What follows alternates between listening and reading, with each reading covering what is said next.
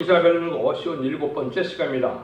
우리 이사 60장을 통하여 영광의 새날에 대해서, 열방의 재물에 대해서, 선지국가에 대해서, 영화롭게 되는 일에 대해서 변론해 보도록 하겠습니다. 본章 59장과 같이 동방에서 영광을 두려워하는 강한 역사가 나타날 때 사명의 계례자인 세계인 사명자가 말씀 변론의 빛으로 이제 역설하여 선지국가가 이루어지고 열방의 재물이 들고 세계 통일에 평화왕국을 이룰 것을 말씀했는데요. 그것은 재림의 주를 영접할 신앙 준비를 시키는 선지국가가 되고, 선지국가가 먼저 영화로운 그런 나라가 되고, 이제는 신앙 준비를 시키는 역사로 임마진 14만 4천 명의 변화의 성도를 일으켜서 세상을 심판하고 새 시대 건드리는 말씀인데요. 또한 그 사명자에게는 이제는 하나님에게 영광에 영화롭게 한다는 말씀하셨는데요. 이건 세계 통일에 이제는 의로운 통치적인 왕권을 뜻한 겁니다. 이 놀라운 하나님의 역사가 이루어지는 데는 참으로 한국에 대한 소망이 되고 인류에 대한 또한 소망이 되는 것입니다. 이 말씀대로 될 날이 머지않아 이제 가까운 때가 왔는데, 이것이 참다운 이제 인간 종말의 하나님의 구원의 역사다. 참으로 놀라운 일들이 여기 지금 숨겨져 있는 것이다. 이렇게 볼 수가 있는 겁니다. 1절을 먼저 보겠습니다. 일어나라, 빛을 발하라. 이는 네 빛을 얻고 여호와의 영광이 네 위에 임하였음이니라. 일어나라, 빛을 발하라.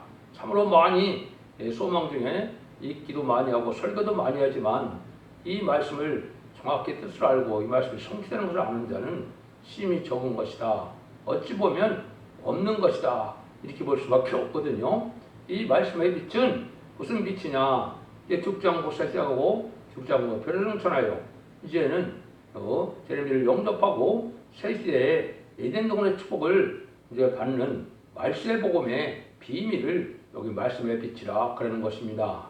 이 빛을 행할 자는 이제 이사야 59편에서 입에 신이 임했는데 입이 심해서 하나님의 말씀의 비밀을 깨닫게 되고 거기에 사명의 기대자가 나서 시련과 연단 속에서 이제는 시련 가운데 인정받은 종이 하나님의 사명의 기대자가 나오게 되는데, 그 종이 말씀 변론의 권세를 가지고 심판의 드럼틀을 가지고 나오는 종의 빛의 영광을 뜻한 것입니다.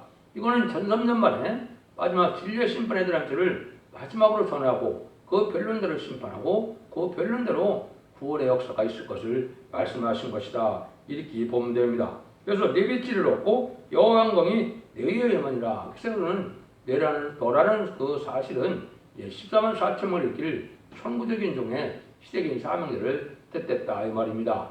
근데 이것이 얼마나 놀라운 일인가 했을 때는 성경적으로 살펴본다면 이거는 하나님의 역사를 뜻했죠. 이사 3장 13절에 보시면 하나님께서 일어나시는데 변론하러 일어나시고 심판하러 일어나신다 그랬거든요. 하나님이 변론하러 일어나신다 이렇게 말씀하신 거거든요. 이게 바로 그 말씀의 빛이거든요. 또 미가서 6장 2절에 보면 여호와께서 자기 백성과 변론과 재문을 하신다 이렇게 말씀하셨거든요. 이거는 최종적인 인간의 마지막 변론의 역사를 뜻한 겁니다. 그 또 말씀의 변론과 재문의 그 말씀의 빛이 바로 여기서 말하는 그 빛이 됩니다. 이것이 이제 아모스 7장 7절 8절에 보시면 주님께서 뭐라고 그럽니까? 주께서 내가 다른 죄를 베풀고 다시는 용서치 않는다 그랬죠. 그러니까 또 주님께서 이제 다른 죄의 말씀을 전하고는 다시 용서 없는 심판의 역사가 진행된다 이 말이거든요. 이것이 이제 계시록적으로 보면 결국 10장 11절에 다시 예언한 자가 많은 백성과 나라와 임금에게 다시 연애한다고 그랬죠. 이게 바로 그 빛이고 이 말씀의 빛으로만 승리가 결정된다 이 말이거든요. 마귀 권세를 이기는 것은 완전 영감의 완전 변론의 말씀을 본문 그대로 증거하는 종에게만 마귀의 참수권이 수몰돼서 마귀를 이기는 이게 유일한 비밀이거든요. 이 역사가 나타날 것을 얘기한 것이죠. 이걸 이제 너무나 놀랍게 또 말씀한 것 중에는 이제 제가 여러 번 선지국가가 인간과 선지국가 한국이라는 말씀을 많이 했는데요. 이걸 자세히 설명한 것이 이제 예수님께서 마태복음 21장 32절 이하에 말씀하셨죠. 포도원 비유를 하셔서 포도원을 내서 농부들에게 맡겼는데 그 종들을 때림으로 아들을 보냈는데 아들을 포도원 밖에서 죽였다 그랬죠. 그러니까 예수님이 그걸 자세히 설명을 했죠. 건축자의 버림돌이 모퉁이의 버림돌이 되었다는 것을 읽지 못하느냐, 너희들은 기이하고 이상하느냐 하는 작정된 일이라는 얘기죠. 그래서 너희 나라는 빼앗기고 하나님께서 열매 맺는 다른 백성에게 주는데 그것은 이 도로에 떨어지면 가루를 맺는다 그랬죠. 이것은 이 심판의 역사가 마지막 변론의 역사로서 이 왕국권으로 하는 말씀의 복음의 이 빛은 마지막 성사면의 역사의 의록으로 나타나는 것이기 때문에 대적을 하면 멸망한다 이 말이거든요. 이런 역사가 여기에 시작된다는 것이 참 놀라운 일인데 이날이 이제 기다려서 2700년이 예언한 지가 700년이 됐죠. 그 날짜가 이제 다 차서 이날이 곧 이말날이 심히 임박하다 이렇게 보시면 됩니다. 그때 이제 이 땅에는 어떤 일이 이루어지느냐 2절입니다. 보라 어둠이 땅이 덮을 것이며 캄캄함이 만민을 가리우리라 오직 여호와께서 내 위에 임할 것이며 그 영광이 내 위에 나타나리라. 이때는 어떠냐 어둠이 빛을 땅을 덮는다 그랬죠. 이게 이제 문제인 거죠. 이 어둠이 뭐냐 또 만민이 한 만민을 캄캄함이 가리운다 그랬는데 이것이 무엇인가를 알아야 되겠죠. 이게 말씀에 반대되는 일이 되겠죠. 하나님의 보혈의 섭리를 알지 못하는 일인데 이 세상은 어떤 식으로 되어 있습니까? 반기독교적으로 반사회적인 이러한 반기독교적인 사회가 되는데 이것이 어떻게 그렇게 되느냐 무신론 유물론의 공산사상에 물이 들어서 그 영향으로 이 세상은 물질만능주의가 됐고 과학만능주의가 됐고 인본주의로 인간의 지식의지로 모든 난제를 해결할 것처럼 생각하고 또 헬레니즘 문화로 음란법의 사치타락한 문화가 만연이 되어서 예수님을 따라가고 하나님을 믿고 의지하고 성경 말씀만이 진리여서 말씀만이 믿고 듣고 읽고 듣고 지켜서 이 원죄자 문제를 해결받아서 새시대의 복을 누린다는 사상을 갖기가 어렵게 됐거든요. 여기다 만민이 가려운 흑암이 된 것입니다. 오직 진리의 빛으로만 하나님의 역사를 해서 이제는 죽음이 없어지고 에덴동을 회복해서 새시대에 든다는 그 복음의 빛을 받아들이지 않는 세상이 됐는데 모든 난제나 모든 일이 인간의 수능과 방법으로 해결할 것처럼 이 세상이 되었는데 이게 바로 마귀의 영향으로 마귀를 사랑하기 때문에 된 것이죠. 세상을 사랑하기 때문에요. 그래서 무신론 유물론의 공산사상을 받아들므로 이제는 청왕말 시대가 되어서 협상주의가 되므로 흑암이 온 천하를 덮는 시대가 되어서 특별히 한국의 문재인 정권이나 지금 미국의 바이든 정부를 통하여 온 세계 흑암의 세력이 얼마나 강한 악의 세인 것을 드러내게 됐죠. 이 날들이 지금 이맘때다 이렇게 보면 됩니다. 이때 오직 여호와의 영광이 내 위에 임한다. 이것이 이제 아까 얘기했듯이 그거는 말씀의 빛으로만 하나님의 심판주의 이제 의록으로 하나님의 진노 하나님의 의록으로 이제는 이 말씀의 영광에 나타나서 이 말씀 권세에 이제는 다 굴복시킬 수밖에 없는 거고 이 말씀의 권세에 대적을 하면 멸망을 할 수밖에 없다 이 말이죠. 그래서 세계통일의 권세 역사를 가지고 나타나는 종의 역사를 뜻했다. 이렇게 보시면 성경은 정확히 본게됩니다. 이 일들이 어떻게 되느냐 3절입니다. 열방은 내 빛으로 요람은 내 빛으로는 내 광로로 나오리라. 하나님께서 인간놈을 구원하는 방법은 이 말씀의 빛밖에 없다 이 말입니다. 모든 일들이 이제 마귀 권세가 강해져서 다 마귀가 틈탈 수가 있고 오직 말씀의 빛으로만 말씀의 권세로만 이거를 구원받는 길을 열고 여기에 순종한 자들만이 구원을 받게 됩니다. 마치 옛날 4,500여 년 전에 노아의 방주에 타야만 구원을 받는 것으로 완전면연의 사랑의 변론의 역사가 경고로 나갈 때 이 변론을 헛되기의 역사라고 그랬는데요. 세상의 끝을 맺고 왕권으로 하는 흑암을 뚫고 나가는 교회 역사를 뜻했는데 완전 변론의 이런 연전 변론의 말씀을 전하는 헛되기야만 이 시대에 사랑의 방주, 은혜의 방주, 구원의 방주임을 알아서 여기에 타야만 새 시대에 갈 수 있다는 사실을 여러분이 아셔야 됩니다. 그래서 모든 세상 권세가 다 무너지고 이런 말씀의 빛으로만 와서 새로운 새 시대의 축복을 받게 된다. 이 말씀을 이렇게 이제 말씀을 하신 겁니다. 그래서 이것은 오직 하나님의 말씀의 복음의 비밀 안에서 이제는 하나님의 구원의 섭리를 깨닫는 자가 돼서 원죄자분들 해결받아서 새 시대에 이등의 축복을 누리는 그 말세봄의 빛을 따라와야만 그 영광을 누리게 된다. 근데 이것이 이제 일상영수는 동방 땅 끝에 해돋는 나라에서 일어나기 때문에 이걸 동방 역사라고 되죠. 알파 역사는 동방의 코레스가 나타나서 이제는 그 바벨론을 그 메데바사를 또 메데바사가 바벨론을 멸망시키고 이스라엘을 회복시키고 예루살렘을 복구시켰던 것처럼 인간 육말에 속화되고 부패된 세상을 심판하고 진정한 이스라엘 회복은 에덴동의 축복이다. 그 영광이 나타날 것을 이제 간단히 표현을 한 겁니다. 4절 5절입니다. 내 눈을 들어 사면을 보라. 우리가 다 모여 내게로 오느니라. 네 아들들은 원방에서 오겠고 네 딸들은 안기어 올 것이라. 참 놀랍죠? 이것이 이제 하나님께서 온 생에 택한 종 택한 백성을 다 모으는 때가 온다. 이것이 이제 마지막 하늘의 참산자문의 구원의 역사를 뜻했습니다. 이걸 갖다 네 아들과 네 딸들이라고 그랬죠. 그래서 이것은 이제 믿음의 조상이 아브라함인 것처럼 이제 인간의 선구적인 종의 영적 육적 후손이 되는 자들이 되는 겁니다. 왜냐하면 그 말씀의 빛으로만 구원을 받기 때문에 그 말씀의 빛에 따라 복받는 자들은 바로 여기에 영적 후손이 되어서 다 이제는 새 시대의 복을 누리게 된다 이 말이거든요. 이 말씀을 오해를 하지 말으셔야 된다 이 말이거든요. 그래서 여기 네 아들들과 네 딸들이라는데 원방과 또 여기 네 딸들이라는 것은 이제 원방은 서방을 뜻했는데 서방에서 이제 남자들의 사명자가 많이 나오고 여기에 봤을 때 네 딸들은 또 안겨온다 이 말은 이제 한국에서는 여자들이 아마 많은 사명자가 나올 것을 말씀을 했죠. 한국에도 옛적부터 1만 2천 명의 도통분자가 나온다 이런 말을 많이 했죠. 그 일들이 이제 여기에 말세 사명을 뜻한 것인데 그 14,4,000명을 모으는 일들을 말씀한 겁니다. 여기만 그런 게 아닙니다. 이사 49장 20절에 들어보면 그들이 네 아들들을 품에 안고 네 딸들을 어깨에 메고 올 것이며 여기도 그랬거든요. 이사 49장도 선구적인 중에 역사를 통하여 이제 택함받은 종들과 택한 백성들이 구원을 받는 일이 오는데 이 일들이 이제 한국을 중심으로 역사를 일어나므로 한국에 모여들 것을 말씀하셨다. 이렇게 보시면 됩니다.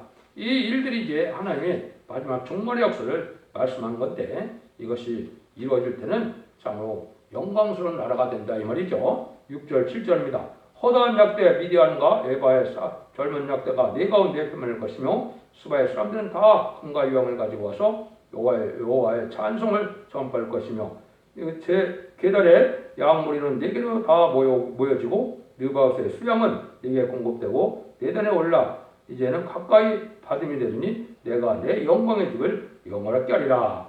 이거는 전 세계에서 이제 복받기 위해서 한국에 입맞고 변성천하는 변성되어서 오는데 여기에 보니까 약대에다가 뭘 심고 넣어냈죠. 이 약대는 지금으로 말하면 이제 자동차가 되겠죠. 그래서 이걸 다 갖고 한국에 오는데 각 나라의 특성품을 가지고 한국에 와서 하나님께 참된 예배를 드리고자 하죠. 시대적인 법에 따라 참된 하나님께서 받으실 만한 예배를 드리는 것이 바로 한국의 이게 새로운 제단의 역사인데 여기에 전 세계에서 다 모여들어서 이렇게 온다 이 말이거든요. 그래서 이때가 하나님의 집이 영광을 얻게 된다. 하나님의 말씀이 나타나고 하나님의 동방의 역사가 시작되는 나라를 뜻했죠. 한국이 사실은 인간 종말의 선지국가의 삶을 감당함으로 하나님을 이 나라를 영원하게 한다 이 말입니다.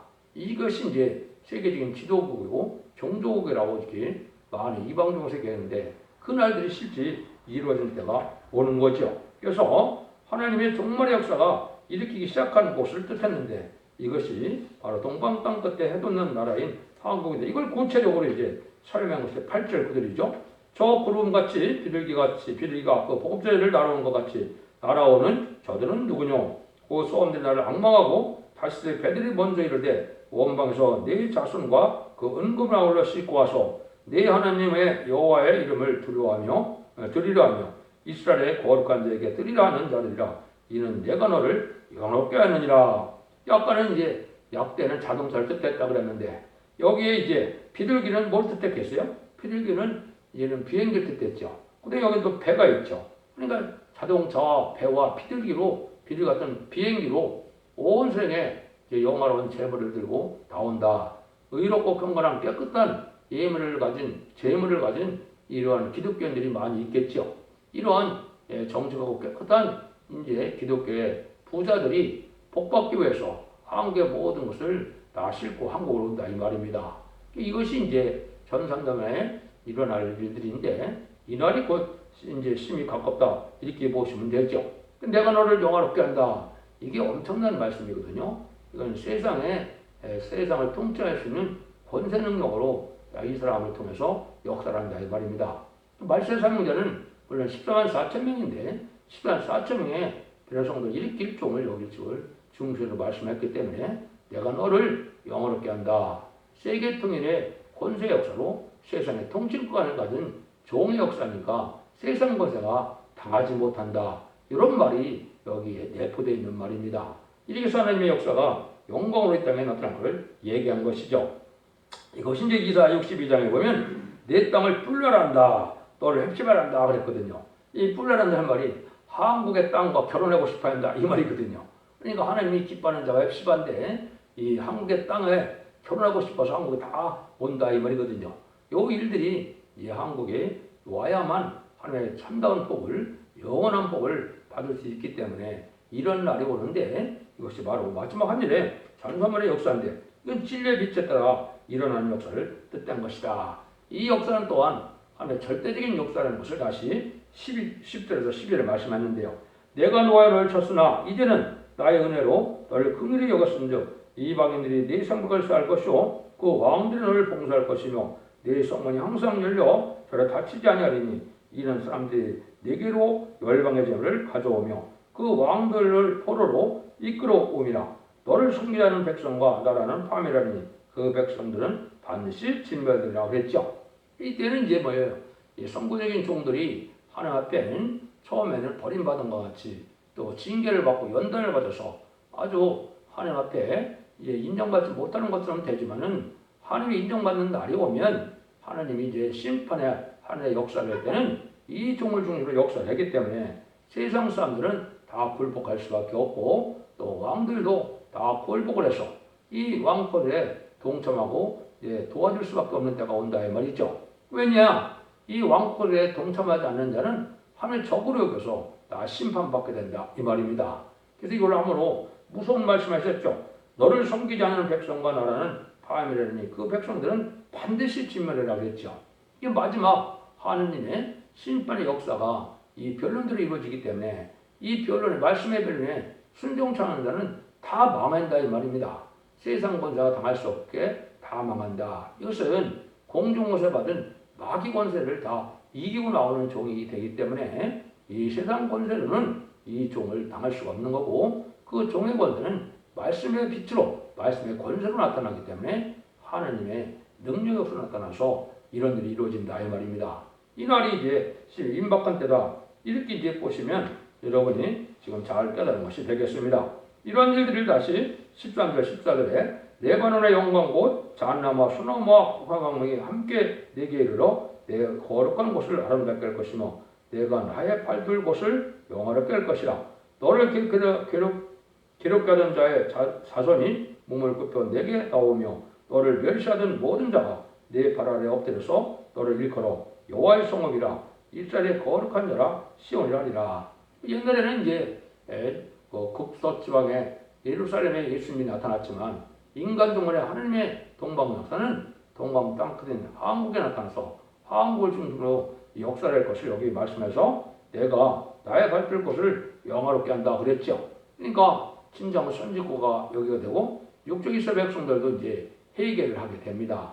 전선전반 끝날 쯤에 고개 황치원한테 2000년 전에 십자가 못 박혀 죽인 십자가 못 박아 죽인 예수님이 성경대로 온 그리스도고 메시아라는 걸 깨닫고 그때 회개되거든요. 그러니까 하나님의 말씀이 나타나고 하나님의 역사가 나타나는 것이 하나님의 나라가 되고 하나님의 발될 곳이 되겠죠. 그게 이제 육적 이스라엘 백에서 1948년도에 한국으로 선지국가의 사명이 옮겼다는 것을 마태복음 21장에 예수님이 자세히 설명한 것을 제가 아까 말씀드렸죠. 건축 때 버린 돌이 모퉁이의 머릿돌이 되었다. 왕국관으로 오신 예수님을 육적 이스라엘 백성들이 십자가 못 박혀 버렸으므로 모퉁이 때 머릿돌이다. 왕국관들의 심판에 따른 때를 전하는 이런 심판주의 역사는 동방 땅끝에 해돋는 나라인 한국에 이루어질 걸 얘기한 것이죠. 그이들이 이제 구체적으로 여기에 이제 이루어지는 때, 응해지는 때다. 이것이 이제 늘 자꾸 말씀드린 것처럼 마지막 한일의 전삼삼일의 역사를 이렇게 말씀하셨다. 하나님의 말씀이 나타난 것이 여호와산이라. 이제 출애굽기에도 그렇게 얘기했죠. 시내산에 하나님이 말씀이 임하는 그 산을 여호와의 산이라는 것처럼 이 시대도 마찬가지입니다. 하느님의 말씀이 나타나고 하나님의 능력의 역사 나타나는 것이 바로 여호와의 성읍이고 여호와의 산이 된다 이 말입니다. 이것이 동방 땅 끝에 해돋는 나라로 예언된 일이고 이 일들이 이제 구체적으로 이루어지는 때다. 그래서 이사 11장 9절에서도 뭐라 했어요? 이런 새 시대가 오면 물이 바다를 덮은 같이 여호와라는 지식의 세상에 충만할 것입니다. 그랬죠. 지금까지는 예수 믿어 구원받는 영혼 구원 시대였지만 이때는 세계 역사, 동방 역사로 세상을 심판하고 세세기 이루는 역사는 여호와의 비밀, 하나님의 비밀이고 하나님의 역사인데 하나님을 아는 비밀이 이제 비밀을 아는 자들이 새 시대 축복으로 여호와를 아는 지식이 세상에 충만하다 이렇게 말씀했거든요. 여러분이 이제 성부, 성자, 성령의 역사를 잘 깨달아서 인간이 원래 세상을 심판하고 에덴 동산의 축복을 줄 수 있는 그 비밀을 따라서 그 역사에 동참해야만 이 영광을 누릴 수 있다 이 말씀을 하신 겁니다. 그래서 지금은 이제 이 영원한 복음이라 이렇게 말씀하시는데 이것은 즉자 세세간 복음을 뜻한 것이고 예언서 계시록을 본문 그대로 하나님의 뜻대로 밝히는 걸 뜻했지 새로운 이론이나 새로운 학설을 통해서 구원을 펴는 것이 아닙니다. 모든 예언서 일절부터 빠짐없이 기록한 예언서가 성취됨으로 그 일들이 이루어지는 것이지 이방종이나 탈선되는 교회처럼 많은 이론을 만들어서 그것으로 되는 것이 아니고 말씀 본문 그대로 되는 것을 여러분이 또한 잘 아셔야 됩니다. 근데 일들이 이루어지기까지는 이제는 어려움이 있다 이 말이죠. 15절 17절입니다. 전에는 내가 버림을 입으며 미움을 당하였으므로 내게로 친하는 자가 없었으나 이제는 내가 너로 영영 아름다움과 대대의 기쁨이 되게 하리니 내가 열방의 젖을 빨며 열방의 열왕의 유방을 빨고 나 여호와는 내 구원자 내 구속자 야곱의 전능자인 줄을 알리라. 내가 금을 가져 노수를 대신하며 은을 가져 철을 대신하며 노수로 나무를 대신하며 철로 돌을 대신하여 화병을 세워 관원을 삼으며 의를 세워 감독을 삼으리니. 이거는 이제 초창기에는 많은 신은 속에서 하나님의 버림받는 것 같은 이러한 형국에 있었지만은 하나님의 그 종을 들었을 때는 세상을 심판하고 에덴 동산에 아주 풍부한 눈물 고통, 재앙이 없고 부족함이 없는 이런 세상을 이루어지는 역사다. 이걸 지금 말씀한 겁니다. 이것도 여러 군데 또 예언이 돼 있어요. 한 군데만 더 보면 이사야 50장 10절 15절에도 보면 이 왕에는 그 얼굴이 타인보다 상하였고 그 모양이 인생보다 상하였으므로 무리가 그를 보고 놀랐거니와 그가 열방을 놀릴 것이며 여러 그를 인하여 입을 봉하리니. 이게 이 말이죠. 선거적인 정이 많은 시련을 겪을 때는 사람이 오가는 수도 없고 알아볼 수도 없을 만큼 심한 고난을 당하지만은 하나님이 들어쓰는 날에는 세상 사람들이 다시 놀라게 된다. 세상의 왕대다 굴복하는 역사니까 왕들이 입을 봉한다. 이런 말씀이 되어 있죠. 이걸 지금 말씀하는 겁니다. 그래서 처음부터 큰 역사로 나타나는 것이 아니고 미약한 종들을 통하여 나타나는 역사를 말씀하셨다. 이렇게 보시면 되죠. 이것이 이제 새 시대의 영원한 축복이다 이 말이거든요. 18절에서 20절입니다. 다시는 강포한 일이 이 땅에 들리지 않을 것이요 황폐와 파멸이 네 경내에 더하시 없을 것이며 내가 내 성벽을 구원하라 내 성문을 찬송이라 칭할 것이라. 다시는 낮에 해가 내 빛이 되지 아니하며 달도 내게 비치지 않을 것이요 오직 여호와가 내게 영영한 빛이 되며 네 하나님이 네 영광이 되리니. 다시는 내 해가 치지 아니하며 내 달이 물러가지 아니할 것은 여호와가 내 영영한 빛이 되고 네 슬픔의 날이 비칠 것입니다. 이거는 이제 천왕국 시대에 걸쳐서 영원 무궁세계의 축복까지 말씀하셨다. 이렇게 보면 됩니다. 그래서 이것은 하나의 영원한 영광이고 다시는 어려움이 없고 부족함이 없는 영원한 안식세를 이루는데 1차적으로는 시장의 천년왕국이고 2차적으로는 백보자 심판 후에 계시록 20장 3절처럼 영원한 무궁세계에서도 영영한 영광을 누리고 영원한 빛의 세계에 영을 누린다 이 말이거든요. 21절 22절입니다. 내 백성이 다 의롭게 되어 영영이 땅을 차지하리니 그들이 나의 심은 가지요 나의 손으로 만든 것으로 나의 영광을 나타낼 것인즉 그 작은 자가 선을 이루겠고 그 약한 자가 강골을 이룰 것이라. 때가 되면 나 여호와가 속히 이루리라. 이게 마지막 때 하나님이 이루는 일인데 인마진 14만 4천 명에게 선거적인 경들은 큰 나라를 이루고 또 약간 후진들은 작은 나라를 이루는 것처럼 이 강한 나라를 이룬다 이 말이죠. 이게 왕을 이루기 때문에 왕이 된 자들이 이제 이 세상을 이제 땅을 나누어 통치하는 시대가 오고 무공세계 가서도 각각 보석 도성을 하나씩 차지해서 한 나라를 이루는 역사가 있다 이 말이거든요. 그래서 예루살렘 성이 천국 하나만 있는 것이 아니거든요. 그런 보석 도성이 여러 개 있는데 그 영광 누릴 종들이 바로 왕권의 사명자들이다. 이걸 또 말씀하시다. 이것이 이제 21장과 20장에 보면 그 내용을 알 수 있습니다. 이런 일들을 통해서 하나님을 이제 이렇게 마지막으로 영원롭게 하는 일이 벌어지는데 이 땅을 영원롭게 하고 또 하나님의 종들을 영원롭게 하고 그래서 하나님은 그걸 영광으로 여기시고 또 하나님은 그 영광으로 여기는 자들에게 그 영광을 이룬 자들에게 또 영광을 줘서 세세 왕권의 축복으로 새 시대에 영원한 축복을 주신다. 이게 하나님의 말씀입니다. 이게 이 시대에 참된 기독교의 소망이 되는 것이거든요. 이 날들이 이제 곧 시작될 날이 임박하였고 전삼년이 시작되면 전삼년에 구원의 역사가 다 끝나기 때문에 여러분들은 이 일지를 잘 순종해서 이 시대의 방주인 첫대교의 완전멸의 역사에 순종하는 일이 있어야 원죄 자본죄를 해결해서 자손 만대원한 축복을 누릴 수 있는 복된 공들이 될 수 있는 것입니다. 여러분들이 진리 앞에 순종하고 이인의 법을 지켜서 자손 만대 축복을 누리는 복된 종들과 성도님들이 다 되시기를 예수님으로 간절히 축원드립니다. 아멘.